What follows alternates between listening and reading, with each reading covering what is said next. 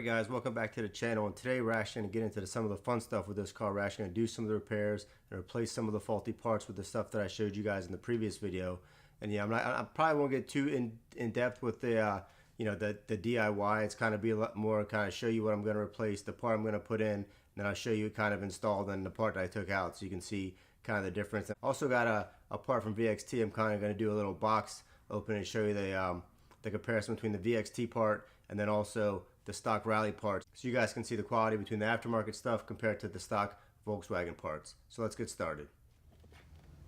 Alright, so basically this is the stock rubber cap from the back of the headlights. I think this is actually the high beam rubber cap, and my car came with 3. It needs 4, so it's been missing one. I've been looking online, kind of looking on eBay, and I couldn't find one, and the ones that I did find, it was, the numbers were astronomical to purchase it and then shipping, and so I figured, you know what, I'll just message the guys at VXT Tuning, and they I know they make reproduction headlights. I didn't know if they were gonna be able to sell me just the rubber cap for the back of the headlight, and the guy was able to sell me just the rubber cap. I think I paid $20 a pop, and I bought 2 just in case something happens where they stop making them, or I lose another one. What I'll do is probably take off one of the stock rubber ones and run 2 stock and then 2 aftermarket ones. That way I'll have a stock one as a spare, just because.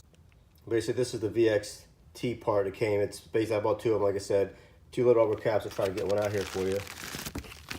There you go. See, as you guys can see, I mean, the pretty spot on when it comes to matching the stock part. I mean, the only difference is this one has the part number on it, if you guys can see that, and this one just says, it says VXT, real faint kind of up there, if you guys can see that. The back side's pretty much the same. I was more than ecstatic to get these, because like I said, I couldn't find the other one, and I didn't want my headlights start filling up with moisture, and so this car hasn't really been out in any kind of rain or anything like that, because I didn't want my headlights to get fogged up. So now that I have these, we'll be a little bit more lenient on getting out in the elements, but probably not too much. So I'm gonna go ahead and pop this in, and then we'll go on to the next thing.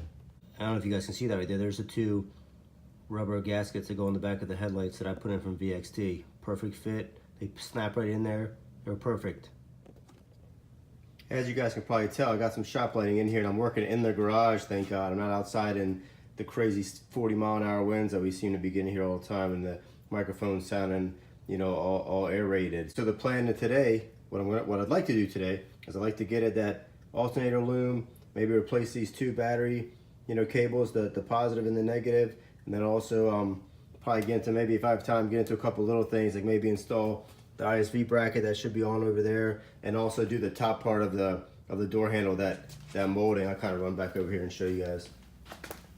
Kind of get back at this little trim piece. I have one. I'm just gonna go ahead and swap that in. This door handle basically comes off with 2 screws, so I'm gonna go ahead and do that real quick, and I'll show you guys what it looks like when it's done. Well, there it is, guys. As you can see, I replaced that piece. It's crazy how nice that looks for a little, probably $5 piece even. Who knows, probably cheaper than that, but you can't get them, and I had a couple laying around. I checked the functionality, good to go. All right, so the game plan is I'm gonna disconnect the positive and negative battery terminals.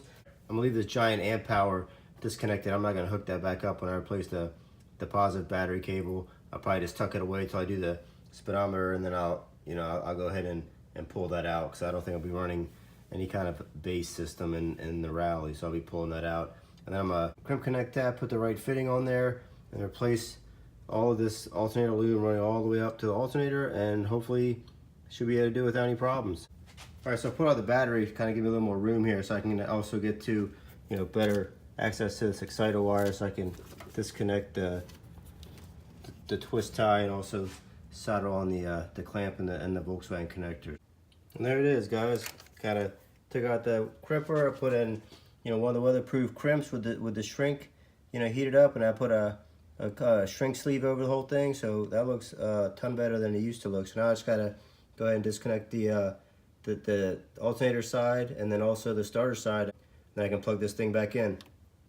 There's the old alternator loom and the old positive battery cable. So, I showed you guys the new stuff in the previous video, so I'm gonna go ahead and install the new stuff and try to button this up.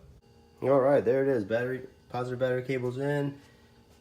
Volkswagen stock connectors in there. You guys see, don't mind my blue zip tie. I just want to get it out of the way so it doesn't arc out or get caught in the fan.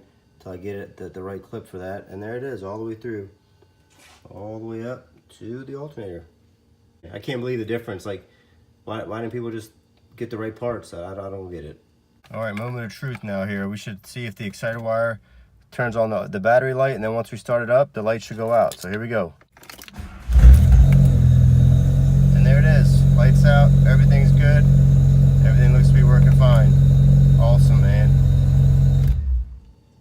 Go ahead and knock out this ISV bracket and grommet real quick. Obviously that one's missing and it's only 2 bolts, so I'm gonna go ahead and knock that out. It's pretty easy. Here's what I'm gonna put in. I showed this in a previous video. Basically mounts right up in there and then goes around the ISV where that little shiny part is, because that's where the old one would have been, and then that'll take care of that. And then that's one more thing off the list. And there it is, done, perfect. They didn't break the grommet or anything, slid it on.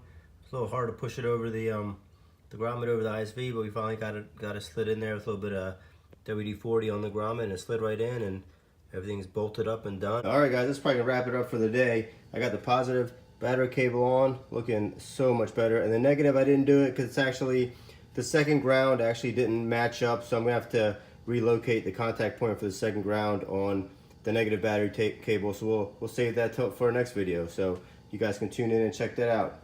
All right, guys.